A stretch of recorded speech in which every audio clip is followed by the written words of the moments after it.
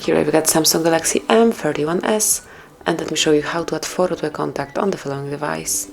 So at first you need to open your phone dialer, then select the contact that you would like to add this profile picture to. In my case it is Eddie. Tap on information icon and then select edit. And here just click on the camera picture, and now you can either take a photo if someone is staying right in front of you, or you can choose something from your gallery. Just click on gallery, give all needed permissions, and you can pick from albums that you have.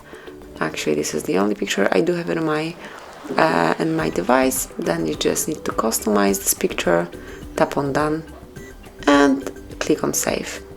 And this is it. As you can see, it has been done, and from now on this picture is applied to Eddie. And that would be all. This is it. This is how you can add photo to a contact in your device. Thank you for watching. Please subscribe our channel and leave the thumbs up.